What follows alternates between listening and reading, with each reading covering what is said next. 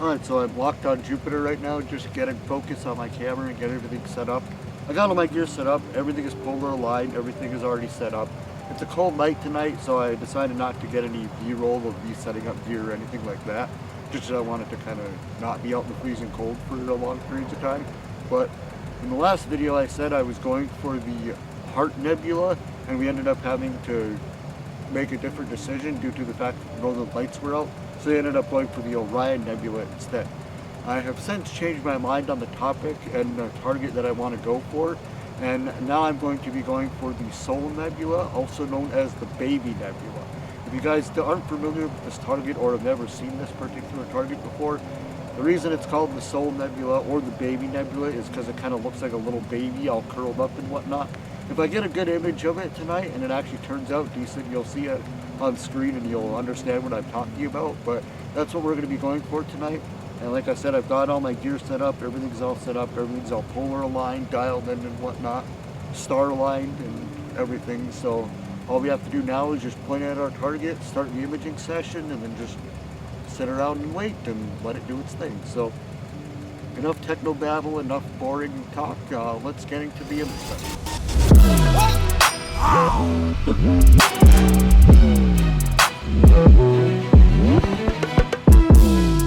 Alright, so in theory we are all pointed at our target, set up and ready to get imaging.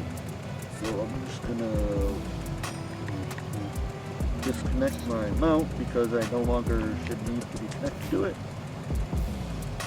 And in just a little moment we're gonna get the imaging session started. Let's get to it. Alright, so it's about 3:30 at night right now on a Tuesday. Actually 3:30 in the morning, I should say. I am awake right now because I have to flip my mount and do a meridian flip. For those of you that don't know what a meridian flip is, it's where the mount can only rotate at about 180 degrees from this way to this way. And when your target passes over the north or south meridian line and goes from, say my target started in the northwestern sky and now it's ending in the northeastern portion of the sky. So once it passes the north meridian line, you have to flip the mount, that way it can continue to rotate and track the object. And I'm also going to check focus as well. I think we're out of focus. Maybe. Check focus on the Vega. We're going to go to Vega and check focus.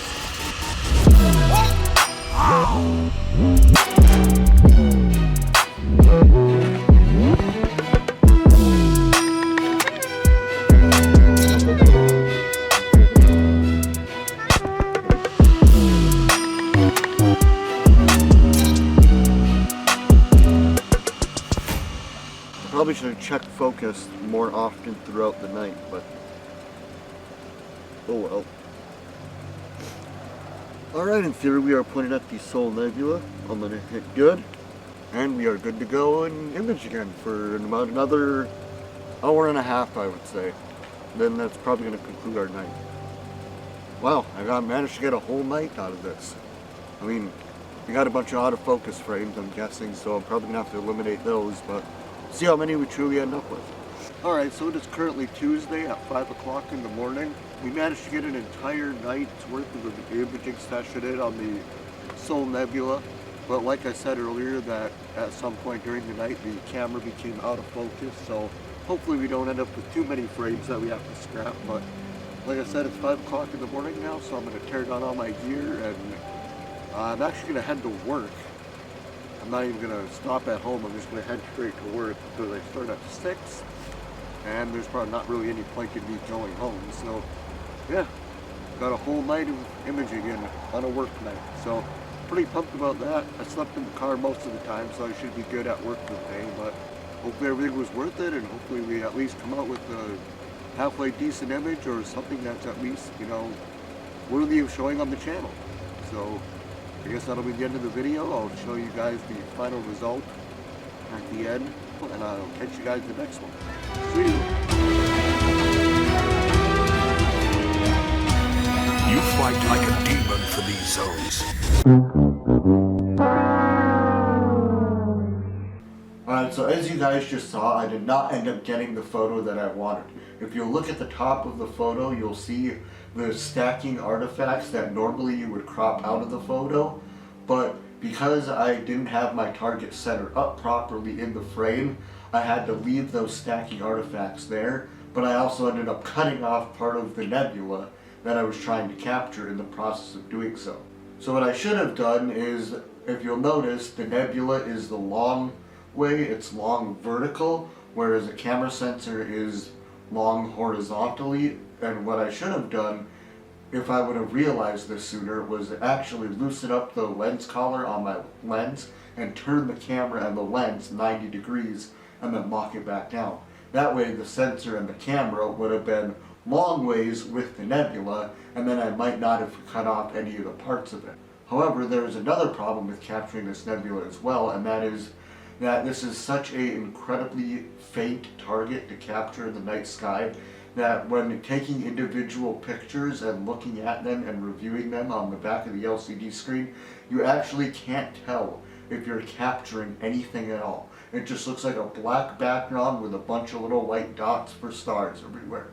You can't tell if you're capturing it, you can't see any shapes or outlines or colors or anything. It is that faint. The only way to actually reveal that this object is there and that you're actually capturing it is to take all the data once you're done capturing it over the course of many hours, stack it all together in a stacking software, and then stretch all that data out to actually reveal what you're capturing. That's the only way to see it. So in all reality, the whole time I was doing this, I had no idea if I was even pointed at the target, framed up on the target, in the general direction, whatsoever. So I actually got closer than I kind of thought I would get in a way. Had I turned the camera 90 degrees and whatnot, I probably would have got the whole thing.